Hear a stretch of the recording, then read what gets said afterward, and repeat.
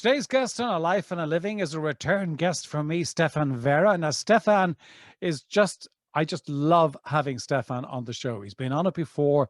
He is one of the world's great experts on body language. He is from Austria.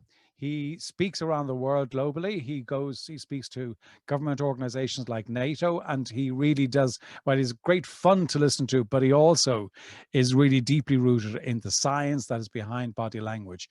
And we talk deeply about, how you can identify and understand how people are responding to you in terms of understanding their body language, and way ahead of just kind of the surface stuff about folding your arms. And he talks a lot about how you look at the entirety of that, but also how you really can influence with power and how you can connect with people that you're looking to connect with, and also how it is for men and for women. So great range of subjects, great topics. Highly recommend that you listen to. And Stefan is I think is one of the great communicators, which is not surprising, seeing is that the body language is his business. But he really does get his points across. So I really encourage you to listen to it. I think they're great tips. Also, in this world of where we are all Zooming all of the time, to understand how you can actually, both as a presenter and also as a participant in these, how you can really be engaged and add to the discussions that are going on your Zoom or your FaceTime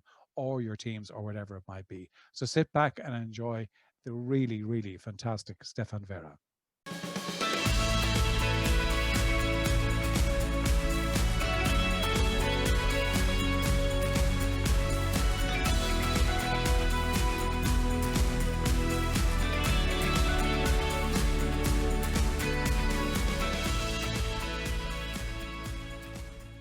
Today's guest on A Life and a Living podcast is Stefan Verra, who is a return guest. Before I let Stefan speak, because once Stefan starts speaking, I won't get a word in edgeways.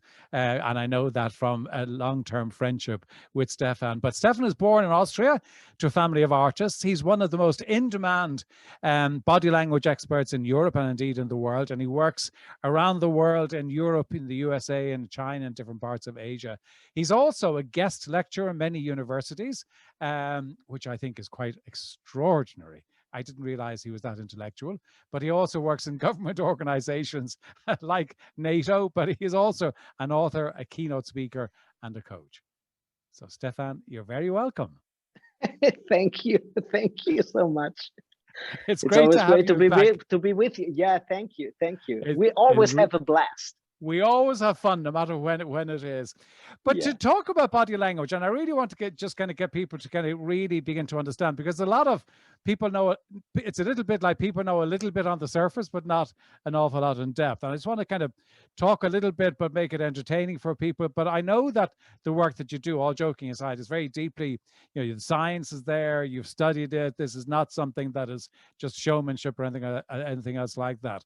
But one of the things that I think is really interesting is that, and you talk about that, there are loads of people, there are chatterboxes, there are kind of gurus, there are, kind of people who are, really aren't comfortable talking out loud. There are comedians who kind of speak out of both sides of their mouth. And they, so many people can talk a lot or can talk a little, and, and they may be expressing what they think or what they want to actually get out there.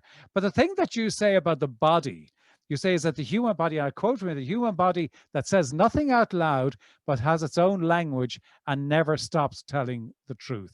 Now, I think that's actually a really profound thing to say. And it's quite, when you think about it, it's really quite startling that our body just does communicate in that way. Can you maybe just expand on that a little bit? Well, you put it absolutely right. Our body learned to speak before humans existed, because most of our body language, we share it with animals. And in evolution, let's take primates. If you go to the zoo and you watch orangutans or gorillas, and you will be startled because they seem to act like humans. You almost get this feeling of they are just like us. You want to take them home because their body language is so similar. And if we watch human beings when they grow up, we begin to speak with our bodies. If we have a baby, the baby knows the most important signals with their body language even after a couple of months. And the most relevant things we do, for instance, with our hands, is to push things away or to get them, which is absolutely important, because that was the first movements creatures learns after we were plants. That was the big advantage. If something came to us a million of years ago, if something came to us that might harm us, we could either push it away or run away. You know, with a plant, with a tree, that is very hard to do. The tree is there, and if something comes that harms the tree dies. So that was the big advantage. And nowadays, we can reduce our motions to pushing away or getting them closer to us. And babies do that now. Fast forward, if we have a business meeting, for instance, you can see, you can learn so much by the gestures a person does, whether your idea gets a positive feedback, an emotional feedback, a positive one or a negative one, just by observing the body language, for instance. Okay. So when we see gestures, for instance, pushing away gestures, oh no, that's not a good idea, that is so much of an information, and sometimes people don't listen to this that, because, for instance, if we want to get rid of something, we increase the distance, just like I did right now. Right. And if someone has an idea and he says, oh, that's interesting, let's come back on that, I wouldn't rely on the words that this person said, but I would really firmly look deep into the person's state of mind by asking questions, by not taking everything really word by word. And by the way, it is the same in a relationship. When you are connected with a person, and the person you love says, no, everything is fine, everything is okay, but the person can't stand the nearness of you, can't stand any contact anymore. I'm sure a lot of people have experienced that. Then that is more sincere than all the words this person says, because from a neurological point of view, the body always reacts before the words, because the words always come out of the neocortex, and the neocortex is the youngest part of our brain. So until we have a rational thought about something, the body already knows. So is there I mean, and you do talk about it in your content, that, you know, for example, the old thing I say, okay, well, if I sit here with my arms folded, then, you know, I'm closing myself down. But as you say, it could be because I spilled something on my shirt, or, you know, something like that. Is there a danger of kind of oversimplifying and saying, okay, well, once I see somebody do that, that means that? Well, actually, I like the word oversimplifying, but we could leave out the over. Simplifying in general doesn't work with body language. I give you a metaphor for that. If you have a car, and if you just have the part where you put in the ignition key, just this little part, and you would take this little part and look just at this little part, you would never know what type of car this is, and you wouldn't know in what state this car is. But what people do with body language, they take out one tiny signal, ignore the whole body, and think only by observing that isolated signal, they know in what state that person is. For instance, the folded arms, the crossing arms, people ignore everything else. I mean, imagine if I sit here very with muscles tensed, with a very grumpy face, with my arms crossed, and you know, a stiff neck, that might be standoffish, that might be aggressive. But if I do the same thing, keep my arms folded, but look like that, you know, I cross my legs, I smile at you, I blink with my eye, that might be a signal of flirting. Now, the ridiculous thing is I changed my whole body. The only thing that I kept in position was my folded arms. So that you see how big a paradox it is to just read one signal.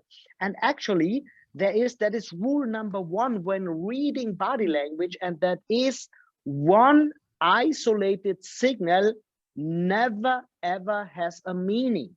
Never ever, because our body is a system, and you can't take out just one part of the system and think you understand the whole system.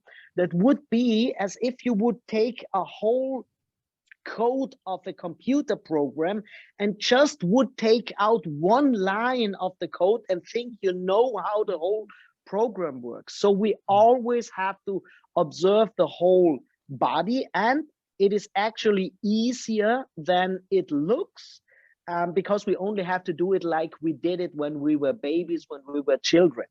When you were a baby, child, you didn't analyze your mommy or your daddy and you thought, okay, my mommy today folds her arms the other way around. Today, the left arm is above and her right eye looks a little bit above. Then, oh, this might be the milk is a little bit sour today. You know, no, the thing is the baby observed subconsciously the whole body.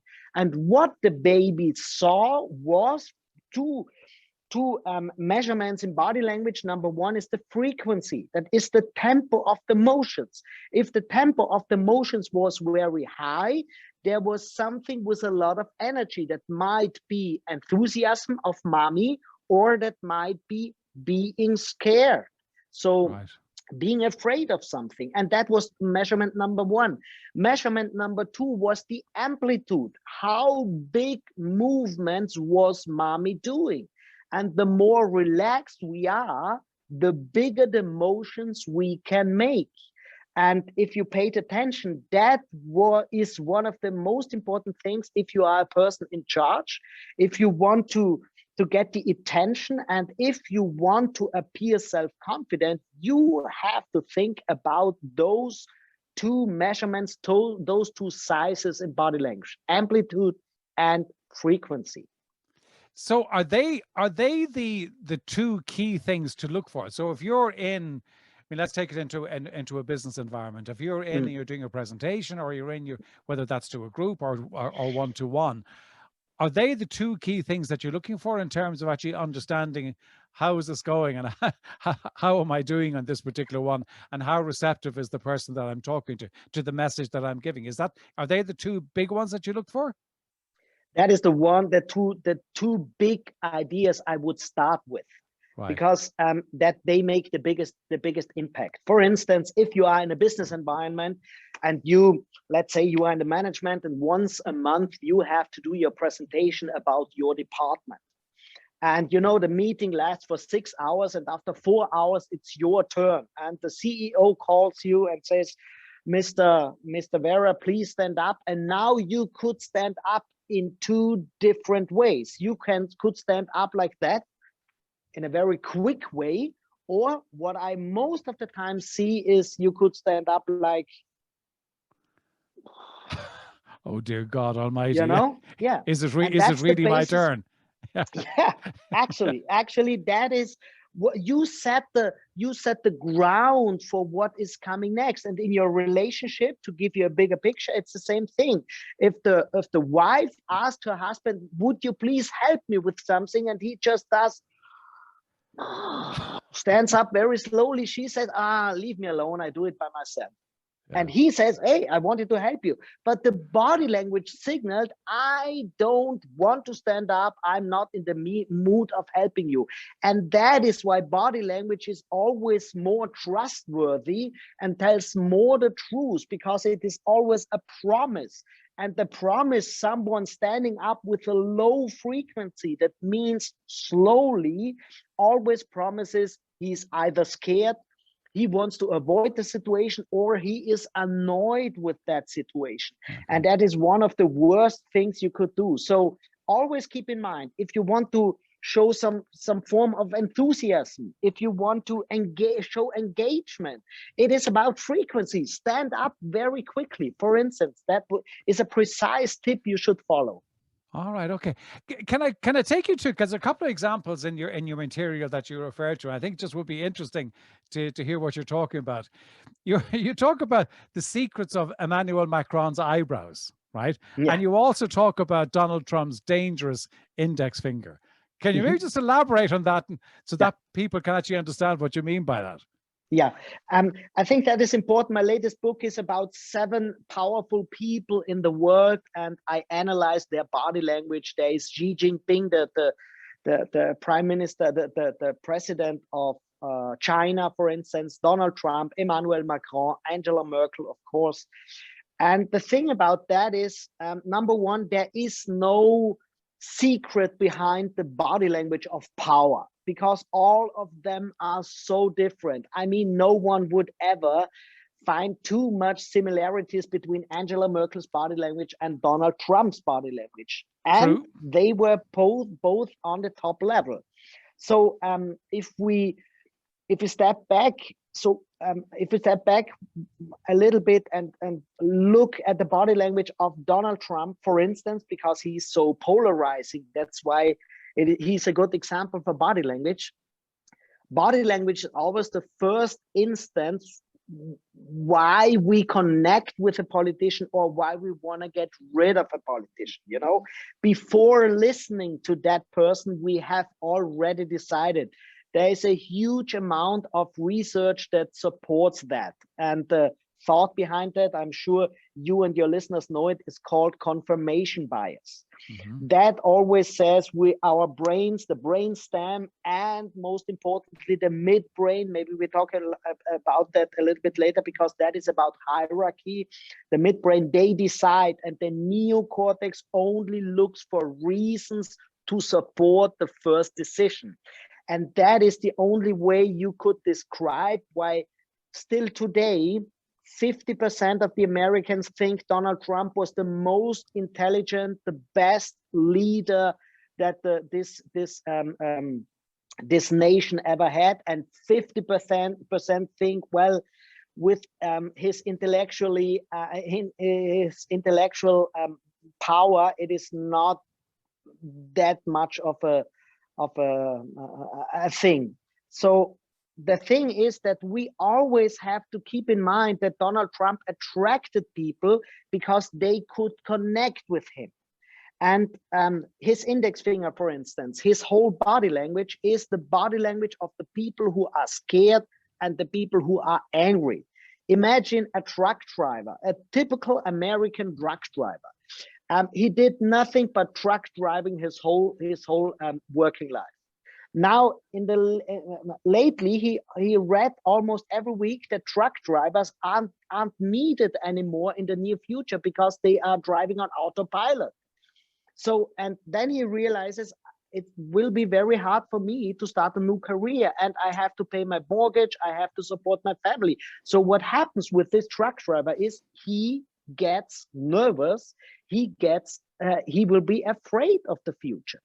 Now, when you see a truck driver's bar, when they sit there and talk about their lives, you see the body language of them.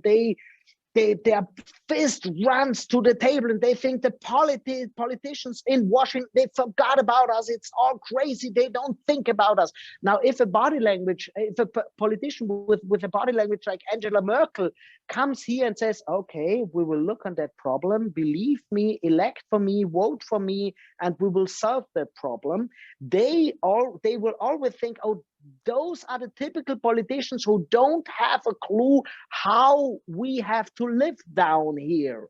Now there comes Donald Trump, and if we saw him at the rallies when he talked to his voters, he showed the same body language. His fist ran down. He said, I will clean up the house in what. He showed the same body language as our truck drivers in the bars. And then that is the way how they found connection with Donald Trump.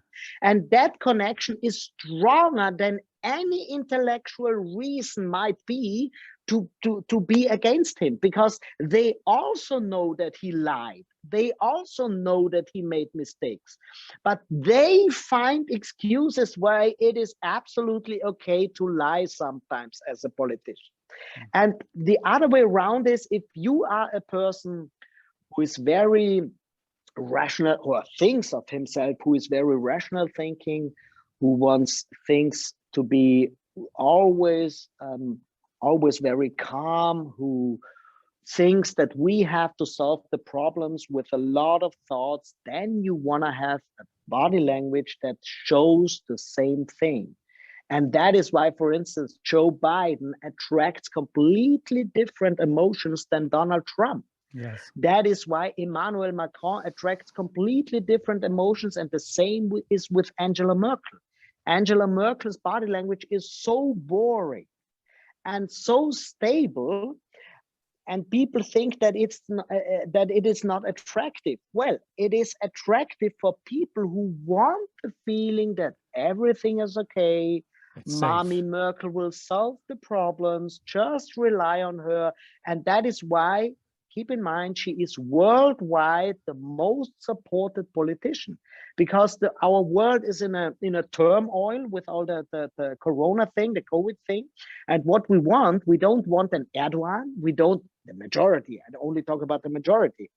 The majority wants someone to rely on, someone who gets us through that crisis. And long answer, I have to get back to Macron, because you asked me about Macron.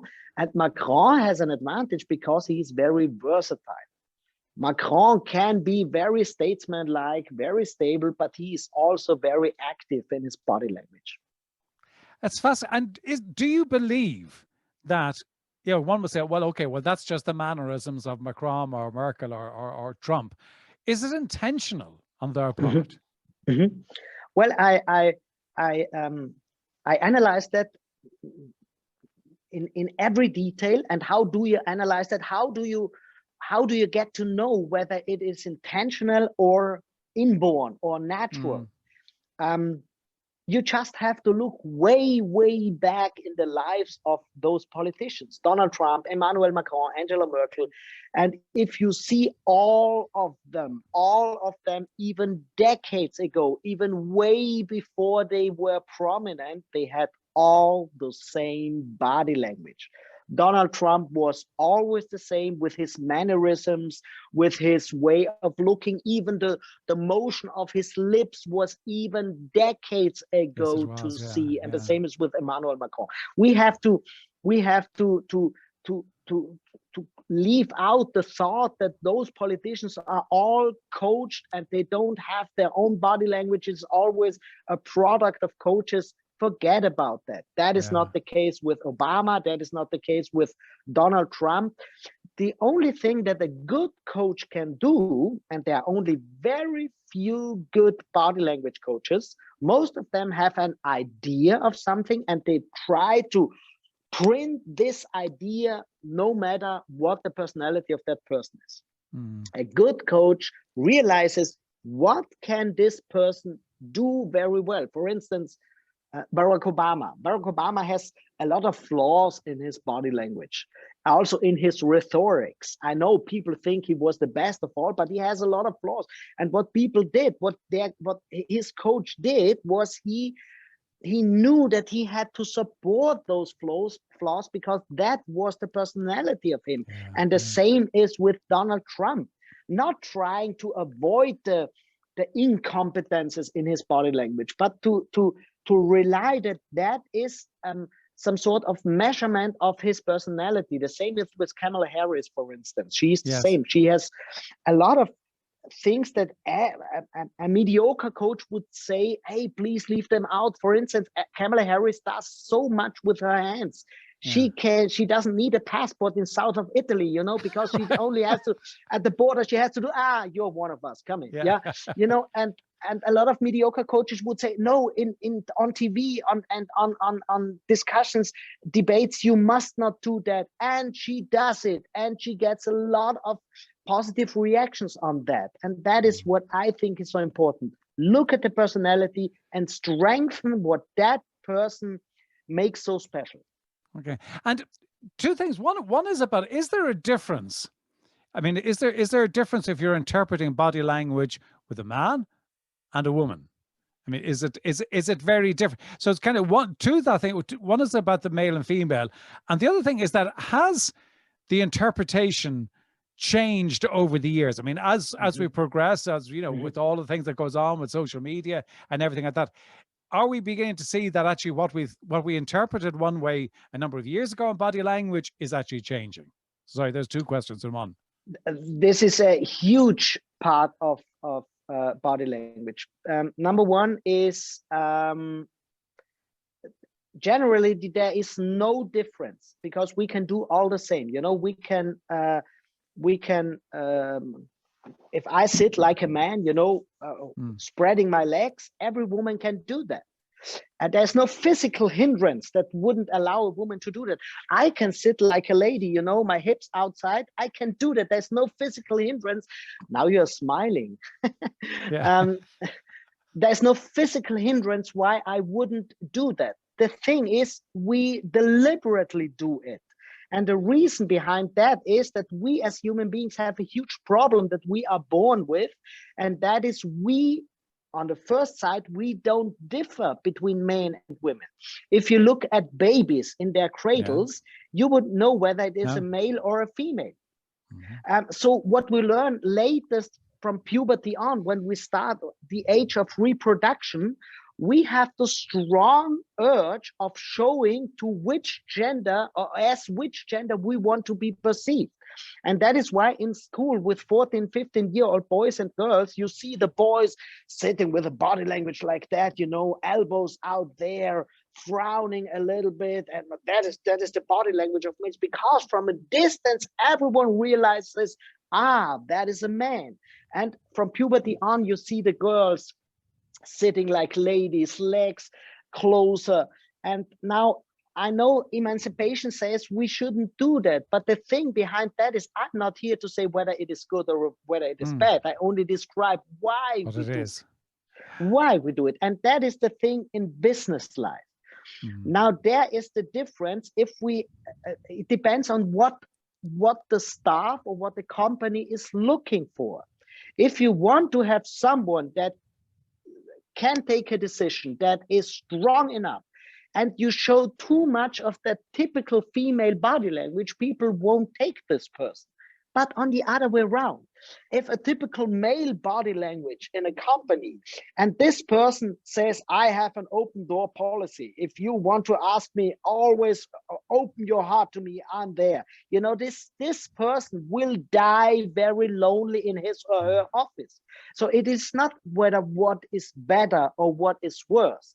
It just attracts a different form of emotion. And I think it is so important that people are aware of what they are sending without saying anything. And so what about the over the time period? Has it changed over time?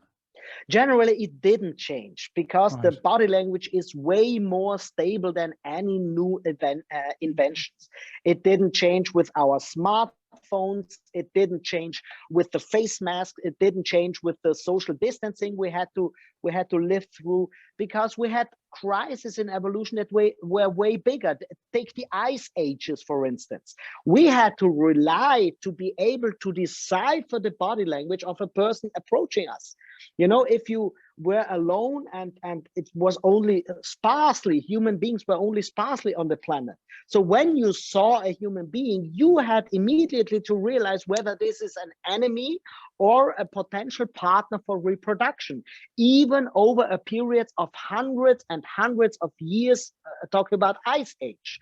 And the only thing nowadays, in the last 20, 30 years, we have, and that is actually a paradox, is that we are in an age where we can afford to show the biggest difference between men and women ever in evolution. And that is a paradox, because a lot of people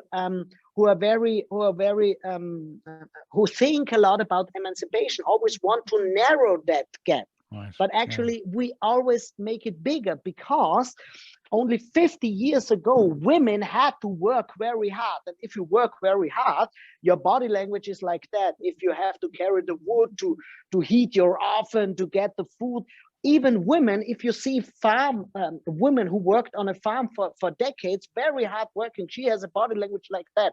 That doesn't differ too much from the body language of a male. Nowadays, women can afford to walk on high heels, to grow their fingernails. So those are all signals that differ between men and women. They can afford that because no one has to hunt their deer outside an Aldi or a food market. And that is why, and that is makes sometimes for women harder, a little bit harder in a business surrounding, because long fingernails, high heels are a little bit the contrary of what people expect in a business surrounding. But isn't it interesting though, Stefan, as well, is that, I mean, with the coaching work that I do, and my message always to women, I mean, and let's face it, I mean, business is still a boys' club, and the business world is still largely a boys' club. But I always say that, instead of actually trying to be like the men, and some women try to behave like men do, I said, just be the best version of yourself, and just be really true to yourself, and that's actually what's going to progress them. We could go on. I know I'm taking up more of your time than I promised, but no, I have to say one sentence on that. Okay. Sorry. And that is, you're absolutely right. The biggest mistake a woman can do is to try to be like a man. And I read in some magazines that some experts say that women shouldn't smile so much because it would be a signal of submissiveness. You know what? It is not the smiling, it is the body posture that might be submissive. But the biggest advantage that women have is they are able to connect more, which has evolutionary reasons. We don't have the time to go into that. And they have the ability. One of the things is smiling more, so they are able to connect quicker. What is more important in business life? To build strong connections and build them quick. And if you would avoid that smiling because you think people don't take me serious if I don't smile, you would lose the huge advantage that women have. So I'm completely on your side. Be the best version of yourself. Yeah, because as you say, business is built on relationships. Absolutely. And that's what it makes. Before we get into before we wrap up, I want to talk about, we're in a world today with COVID where everything is on Zoom, as we are right now, right? And so therefore that kind of small space, you don't have kind of, for most people, okay, you've got your space there that you can stand up and walk around, but most people it's just kind of head and shoulders. What should people avoid doing that because this is not quite the natural environment for them? What are the things that they should avoid doing? What are the things they should focus on doing to show engagement, commitment, involvement, all of those things? Well, there are a lot of things, but in our limited time frame, the thing is, most of the times in a video call, you don't speak, but you listen. And that is where you set the ground when you want to say something, whether people are interested or not. It is when you are listening. And that is why you should show reaction. So when you are in a video call, the biggest mistake people do, they sit there for 90 minutes like that. Right. And after 90 minutes, they want to say something, but no one is interested in a person who was listening like that. So you should do three things. Number one, smile. Smile when the situation calls for it. For instance, the person who is speaking said something positive, show it, appreciate it with a smile. You don't have to smile the whole time through, but smile occasionally when the situation calls for it. Number one. Number two, work with your eyebrows. I do that a lot. So you should avoid those Botox things, but use your eyebrows. If something is astonishing, if something is positive, raise your eyebrows because people can see it on a video call. You can also frown if you're not of the opinion of the speaker, show reaction. And number three, nod. Nodding is so important if you go align with someone, if you have understood it. A good video call should always a little bit look like a heavy metal concert, People should nod more. And there's a side effect. the meetings will get shorter because the speaker speaks and doesn't get any reaction. Now the speaker thinks, oh, they didn't get what I wanted to say, so they repeat it. But still they don't get a reaction because people think I already got it the first time, but they don't show a reaction. So he says it or she says it a third time. People show reaction with those 3 signals. It is one of the biggest rules, the best things you could do. That is fantastic. I love that. Stefan, we're going to have to come back and do even a third podcast because there's so much ground to cover. Before we wrap up. Like a chatterbox. Well, you said Sorry, that. Yes, people. you said that.